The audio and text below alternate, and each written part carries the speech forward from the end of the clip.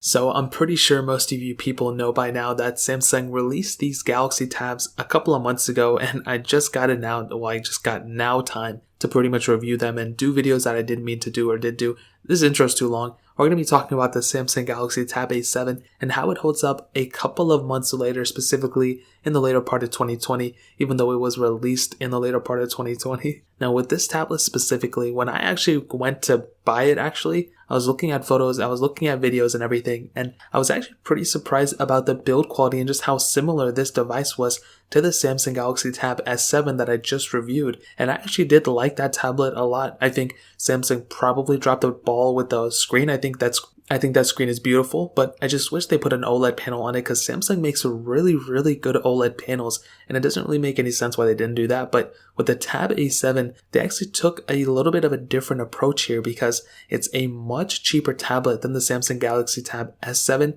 and visually they kind of look the same. You may look at the A7 and you may look at the S7 and be like, oh, they're kind of the same thing. There's not that big of a difference. I can definitely tell you without a doubt there are huge differences between the A7 and the S7, and if you have the money to buy it, then definitely get the S7. I never bought the S6, or the S6 Lite or whatever it's called, that one too, but I can only imagine that tablet visually and just the way it performs is also probably better than this tablet as well. But like I said, they both look kind of the same. Now starting off with the outside, first of all, if you want to pick it up, I'll find the cheapest one on Amazon and link it down in the description below. You can get it from there and help support the channel at the same time. Now on the front of the Galaxy Tab A7, you have a 10.4 inch panel on it. It is IPS, so no OLED, but for this price tag, it's kind of expected. And I think the best thing that kind of, this is comparable to is like an iPad 8th generation. I feel like these two tablets are probably the best competitors. Now, this panel is bigger than the iPad 8th generation, or about the same size, something like that. That one's 10.2, this was 10.4. But this one just looks, based on the bezel, like a better machine just because it doesn't have that much bezel around it. And I think that's actually something that's really nice about this iPad or this tablet. But it's also something that's kind of deceiving because when I was looking at the box of the A7 and the S7, I was like, this thing's pretty much the same thing. It just doesn't have a dual camera setup on the back and no pencil support. But other than that, it's still the same. That's not the case. This is a 1200p whatever panel, but it's not that great of a panel. It's probably one of its worst aspects for sure. And when you're using something on an everyday basis, this Galaxy Tabs panel is just not that great if I'm being honest, which is unfortunate because I wanted it to be great and everything, but it really wasn't. So that was something that was really sad to me. The S7 has a really good panel on it for being an IPS panel, and it's pretty much comparable to the iPad's panel as well. But with this iPad, I wasn't really too much of a fan of it if I'm being completely honest. So that is a very, very important thing to kind of keep in mind. So the panel of it, even though it doesn't have a crazy amount of bezel and no home button, the panel itself isn't really that great if I'm being honest. Now on the bottom, it does have a USB Type-C port, which I think that is really awesome. I don't know if this thing has Samsung DeX support, but I'll probably just gloss over that for now. And on the back, you have the plastic back. It definitely doesn't feel extremely premium. So keep that in mind. It's not the most premium feeling thing in the world, but it's also not the worst feeling thing. Like I've definitely had tablets back in the day that did not feel, this thing kind of feels like a Nexus 9. That's kind of like the same thing. It's like in the same ballpark as a Nexus 9, if any of you guys know that. And you have a single camera setup up top, which I'll go ahead and hit on. This is a pretty basic camera setup for the most part. This thing is an 8 megapixel sensor on the back, and for the most part, like I stated before, definitely not an insanely crazy type of camera. It's pretty basic when it comes down to it, to the features and everything like that. And I think, like I said before, when it comes down to these specific aspects of camera setups, it's very important to have a pretty good camera setup for the most part. And in this specific case, it gets the job done. You know what I mean? It also has a 5 megapixel front facing camera, and there's not really a huge point into talking about this thing for 55,000 minutes. But I think when it's something like this, it's very important to kind of hit on the aspects when it comes down to the quality of the photos, the quality of the videos. And for an everyday basis, I mean, if you're doing a bunch of Zoom calls or FaceTime or video calls and Google Meets and stuff, I think with the Galaxy Tab, you're probably going to have an okay experience, but don't expect it to be like the best performing camera, which I don't think anybody's really going for. I mean, this is a budget tablet in a way, so you're going to get budget type of experience in my opinion. So in terms of that pretty much covers up the camera setup. Now software wise, this thing does have Android 10 on One UI 2.1 right now. I think it will be getting One UI 2.5 very soon, and then eventually hopefully One UI 3. But one thing I can tell you is for sure when it comes down to it, this specific setup of this whole entire tablet is very, very top tier. I think for sure it has a very good type of ability when it comes down to the features of it. Of course, it's not extremely performance heavy, but it does have some capability in the software. Now, one thing I would always tell a lot of people to do is to definitely always throw a custom launcher launcher on these devices, it just always smooths out the whole entire experience and makes the experience so much better. In this specific case, it would definitely help you if you did throw a custom launcher on it, but it's not needed. And if you're a fan of Samsung, if you're a fan of One UI, which I've never met anybody who was a fan of it, then you'll probably be in good company with this tablet. But again, don't expect it to be the best performing tablet when it comes down to the software. And I'm not even too sure what the software longevity looks like on this type of tablet because I don't really know what the past ones look like. So in terms of that pretty much covers it up in terms of the software standpoint. Now hitting on the performance side of things, the Galaxy Tab A7 has that Qualcomm Snapdragon 662 chipset, which I've never even said those numbers before in my life. I'm not too sure what type of chipset that is, but it has the octa-core CPU.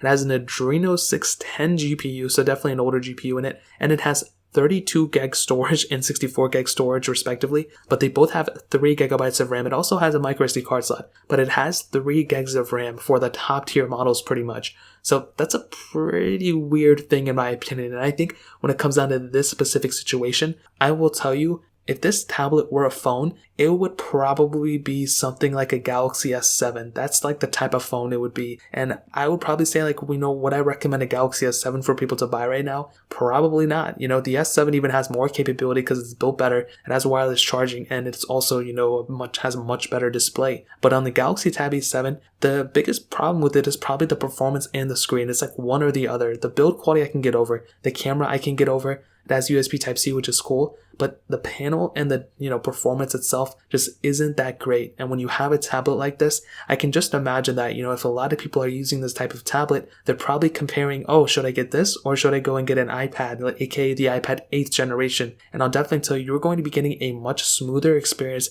from an iPad 8th generation than this specific tablet. And that's very sad because I always like Samsung. I love competition, and anytime I can make like a comparison video, I will, and I probably end up doing it with these ones. But definitely when it comes down to the Samsung Galaxy Tab A7, you're going to be getting a much weirder experience when it comes down to it. I don't want to say this is a horrible performing tablet, but it's definitely not amazing and it's definitely not that great. I probably would not even pay like $150 for this thing based on the performance. The RAM is probably the biggest problem because when you're doing like split screen multitasking type of apps and stuff, you're going to be having a weirder experience. And if this tablet was like a 2016 or 2017 or 2018 tablet, then I would probably give it some more slack. But the chipsets that's inside of this thing, the RAM that's inside this thing, even the storage, the base storage models, it's not really that high for everything, as a package because it doesn't feel that great. It looks good, but the display doesn't look good. And those are just some really, basic things with the iPad. It definitely looks a little bit more outdated because of that home button, but it still feels pretty good. The panel itself is actually really good and the performance and everything is still extremely smooth on that iPad. So I don't know what to make of it, but definitely when it comes down to the performance of this tablet, I'm not a huge fan of it if I'm being completely honest. But probably another huge aspect that makes this tablet that much better is probably the battery. This thing has a 7040 milliamp hour battery inside of it. So that's definitely a pretty big size and really good size battery to have in this specific device. Is it perfect? I don't know actually, because it's actually pretty good. When I was using it, I used it for like a couple of days and it was perfectly fine. Now obviously I'm not like going and like traveling with this thing and using it as my main machine, but for the times that I was using it, it really only went down like 40 to 50 or maybe up to 60% for, I think I was using it for like 3 days, doing some things here, playing some games, cutting footage and everything like that. And this tablet did a good job. So definitely when it comes down to the battery life, I'll probably give it a thumbs up. And to kind of sum up this video and to answer the question, should you go and pick up a Samsung Galaxy Tab A7 still, even though it's been out for a couple of months and the hype's kind of dying out now? I'll be honest, I think, like I said before, this tablet has a lot of capabilities. It has a lot of character, but I just don't know if this is the one for a lot of people out there. If you have a specific reason why you want to go ahead and pick up a Samsung Galaxy Tab A7, then by all means go ahead and pick it up. I think you're going to have a pretty okay experience with it. I'm not going to say it's going to be great. I'm not going to say it's like horribly horrible, but I'm definitely not going to sit here and say this tablet hasn't been like but I'm not going to sit here and say this tablet has been great or it's been perfect and it's really good for the price. That's not the case at all. I feel like this tablet, for whatever I paid for, I think it was less than $300, just wasn't worth it. You know what I mean? Like I wouldn't even pay $100 for this thing. I would rather buy an iPad like 8th generation than this thing. And those things are around the same price, give or take like $50 to $100. And I would rather buy like an iPad 7th generation, or I would rather buy like an older Galaxy Tab S6 or something like that. in the used market, then rather pick up this thing because I'm not really a huge fan of it. I feel like Samsung could have done a little bit better, but it is what it is and there's nothing we can really do about it anymore. But like I said, if you want to pick one up for some reason, I'll go ahead and leave the links down in the description. You can get them from there and help support the channel at the same time. But that's really pretty much it. If you guys have any other questions or anything, let me know in the comment section below. Hit the like button, that would mean so much, but definitely hit that subscribe button. Every single subscriber that we get really does count, so it means so much if you guys can hit that. Also check out the other links down in the description as well. My Twitter, my Instagram, my other channels.